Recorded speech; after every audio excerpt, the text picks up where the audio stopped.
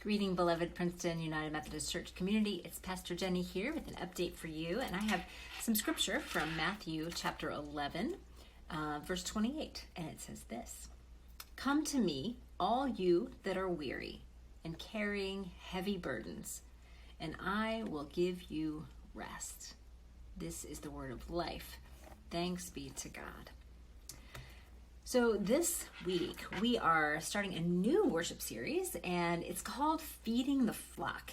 And it's we're having an emphasis during this time, these next 4 weeks, about stewardship, about our giving, our sharing of ourselves, our gifts, our financial resources, our service to the greater community, particularly that called Princeton United Methodist Church, Kingston United Methodist Church, the Capital District Multi-Site Ministry. And we're doing this through the lens, we're going to be talking about feeding the flock. Do you know that both of our churches have this little phrase that you have probably heard along the ways? For us, it hasn't been around as much time as Kingston's has, but Kingston has a little phrase that they say, Kingston UMC, feed more sheep. That's been around for them for a long time. In this past year, we have started to use a phrase at Princeton saying Princeton UMC feeds people.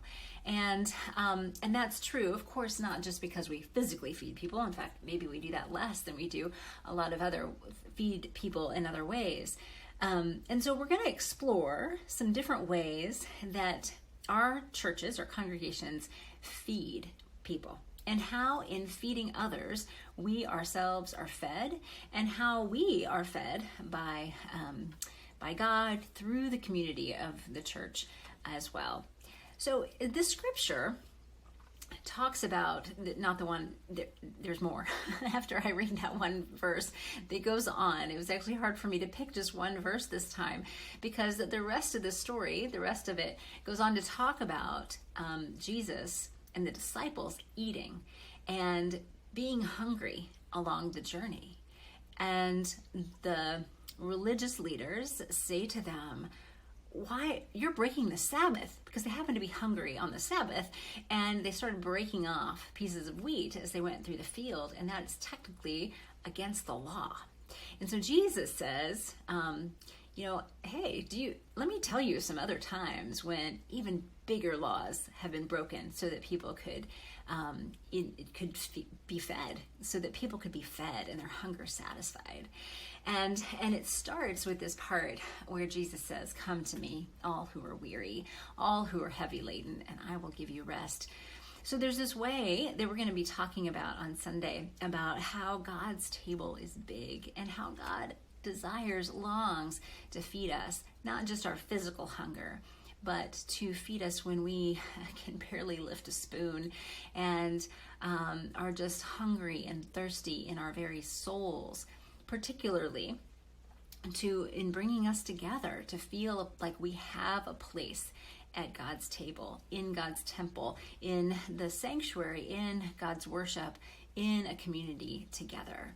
So I invite you, I wonder how you have felt God's embrace, how you have felt God's inclusion, how you have felt like maybe there's even been a time when you haven't been sure that God would want you at the table, or God would want to know about or satisfy even your hunger and your need, or that maybe you've done something, or something has, there's some voice in your head or in your heart or in your soul that says that somehow you're not welcome. And then to hear this welcome again, you actually are. And it doesn't matter how weary you are. It doesn't matter if you've pushed the boundaries. It doesn't matter if, how deep your hunger is. It doesn't matter how much you might feel like you're outside of the including embrace of God, but you actually are. And I wonder how you have heard that, experienced that embrace of God. Maybe it's been consistent for you. Maybe you have certain moments. Maybe those moments are fleeting. But I just invite you again to ponder, to see how that resonates in you.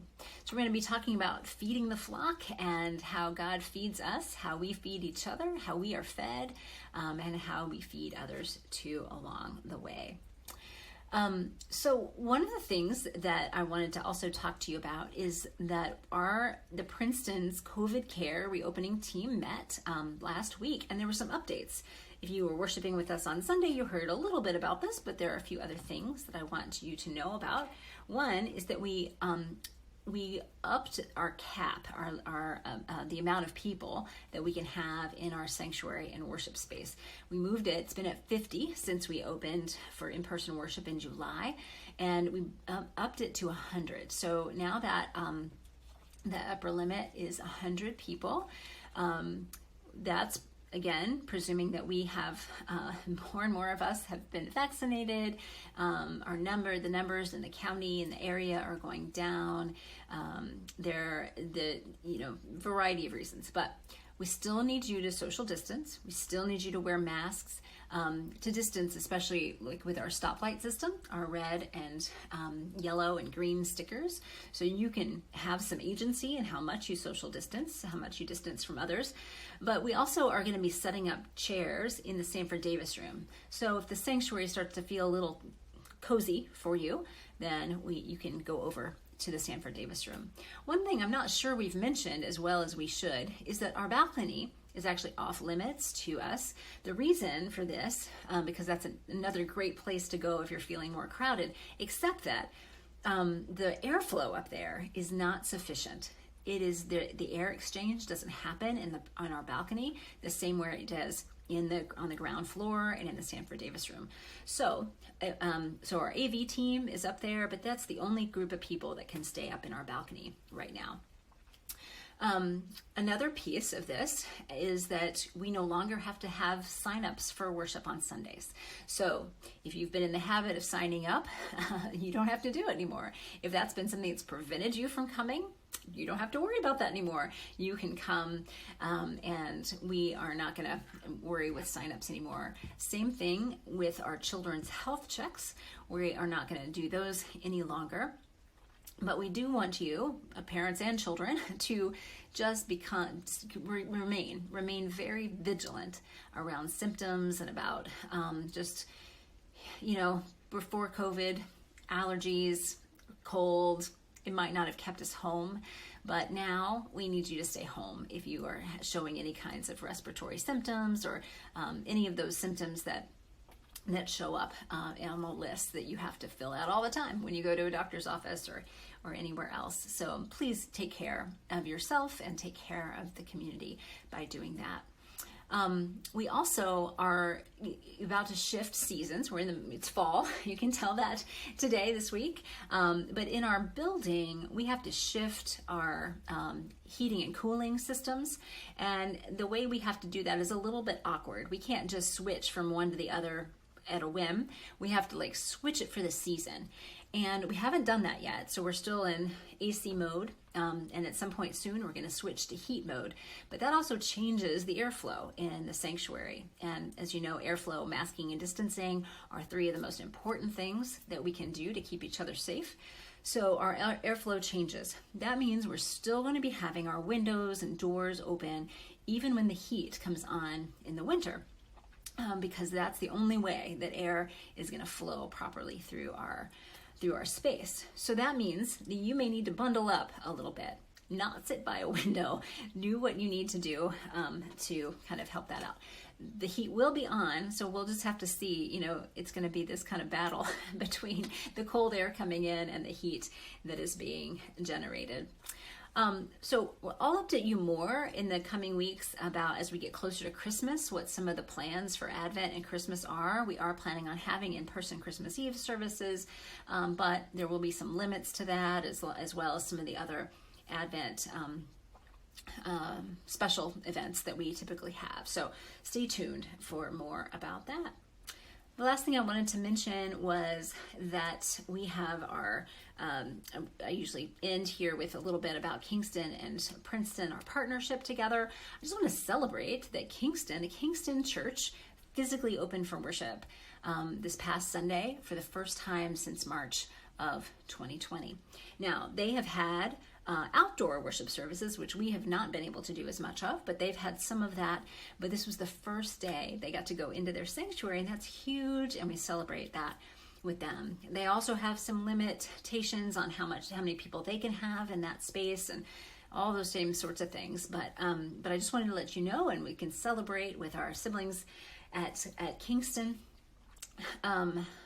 When you get this, it will have been last night that we will have had our joint charge conference together, Kingston and Princeton. So on the 19th, Tuesday, the 19th of October, we had our charge conference, and there is a booklet, a report that we produce of all the reports that are approved or put before that charge conference. That booklet is available to you, and so look in the email for instructions about how to get that. If you have questions about any of that, you're welcome to ask, but know that it is a joint booklet, so you can see Kingston's information right alongside Princeton's information. So like the trustees report for Kingston is there, and then right after that's the trustees report for Princeton, for example. And it goes on like that. So just wanted to let you know that, and that's all I'm going to say for right now. Friends, I'm so delighted to be your pastor and to continue on this journey with you.